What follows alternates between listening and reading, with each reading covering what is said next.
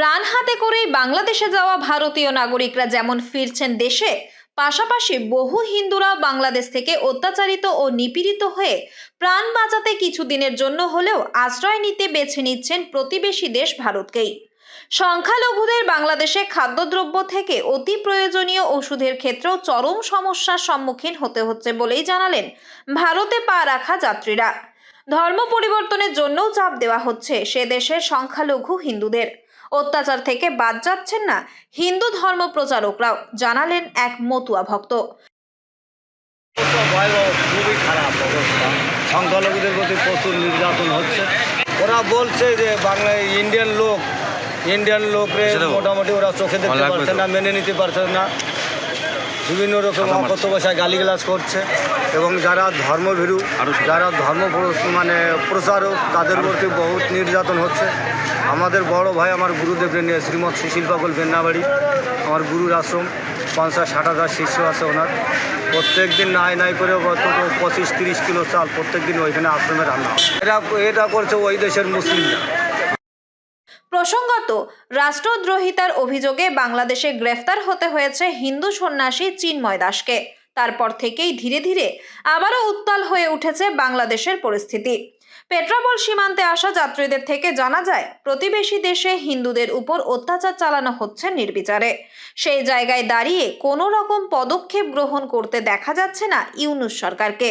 ফলে ভারত থেকে বাংলাদেশে যাওয়া নাগরিকরা যেমন দ্রুত প্রাণ বাঁচিয়ে ফিরছেন দেশে, পাশাপাশি প্রতিবেশী বাংলাদেশেও হিন্দুরা নিজেদের প্রাণ বাঁচাতেই চালাচ্ছেন কঠোর লড়াই, জানালেন ভারত থেকে বাংলাদেশের গোপালগঞ্জে গুরুবাড়িতে যাওয়া এক মতুয়া ভক্ত গোলক বিশ্বাস।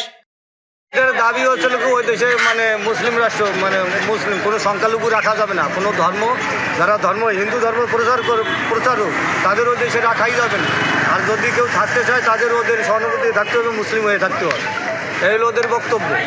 আপনি কি পরিস্থিতিতে ফিরে আসলেন? আমি খুব ভয়ানক পরিস্থিতিতে ফিরে আসলাম।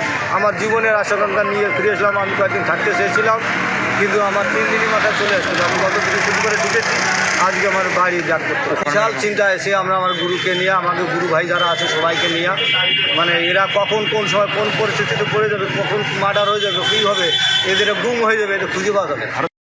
অপরদিকে বাংলাদেশের সাতক্ষীরার বাসিন্দা স্বপন পাল ভারতে এসে জানালেন, হিন্দুরা অত্যাচারিত হচ্ছে, সেক্ষেত্রে তাদের জন্মভূমি ছেড়ে তারা আর কোথায় যাবেন? ভারতে আসতে চাইলেই তো আর সরকার আসতে দেবে না বলেই আক্ষেপের সুর বাংলাদেশে এই নাগরিকের গলায়। ফলে অত্যাচার সহ্য করে সে দেশের মাটি কামড়ে পড়ে থেকে বাঁচার লড়াই চালাচ্ছেন সংখ্যালঘু হিন্দু সন্ন্যাসীরা। আছে এটা ভীতু সন্ত্রস্ত অবস্থায় সব হচ্ছে ঢাকার দিকে, ঢাকা রাজশাহী বলেন চট্টগ্রাম পালিয়ে আসার চেষ্টা এখনো করছে না, লড়াই করছে। আমাদের তো জন্মভূমি ওখানে, আমরা তো ওখানেই থাকবো, আমাদের তো বসবাস করতে হবে। আপনারা কি আসলে কি ঢুকতে দেবেন আপনাদের ভাইয়াদের? আমাদের তো লড়াই করে বেশি থাকতে। আবার সেখানে জন্মস্থান, আমরাও সেখানে জন্মাইছি, আমরা কি করে ফেলে দিয়ে আসবো?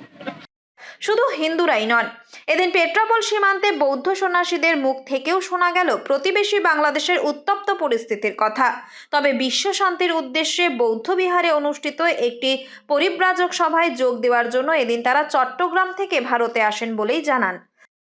আমাদের ভারত সে বন্ধু প্রতিম দেশ, যে বাংলাদেশ স্বাধীন করার জন্য সহযোগিতা, তাদের আন্তরিকপূর্ণ সহযোগিতা করেছে, আমাদেরকে আশ্রয় দিয়েছে। যে আগরতলা থেকে শুরু করে বিভিন্ন জায়গা দিয়ে সেই সময় যুদ্ধের সময় এখানে আমাদের রিলিফ দিয়ে আমাদের মানুষদেরকে সহযোগিতা করেছে। বিশাল ভারত সরকার দিচ্ছে না এরকম একেবারে নয়, দিচ্ছে, সংখ্যায় কমে গেছে। আমি চট্টগ্রাম থেকে, আমি সঙ্গপ্রিয় মাহাতেরও। ভারত বাংলাদেশের সম্পর্ক সহ নানা বিষয়ে এদিন নিজেদের মত ব্যক্ত করেন এই সন্ন্যাসীরা। তবে পরিস্থিতি যেদিকে এগোচ্ছে, সেই জায়গায় দাঁড়িয়ে প্রাণ বাঁচাতে অত্যাচারিত হিন্দু সংখ্যালঘুরা যে কোনো সময় ভারতে প্রবেশের চেষ্টা চালাতে পারেন।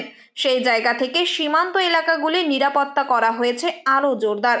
বাড়তি বাহিনী মোতায়েন করা হয়েছে সীমান্ত সুরক্ষার জন্য বলেও জানা গিয়েছে। প্রতিবেশী দেশ আবারও এই উত্তপ্ত পরিস্থিতির কারণে তাই কিছুটা হলেও প্রভাব পড়েছে সীমান্ত বাণিজ্যে। উত্তর 24 পরগনা থেকে রুদ্র নারায়ণ রায়ের রিপোর্ট, লোকাল 18 বাংলা।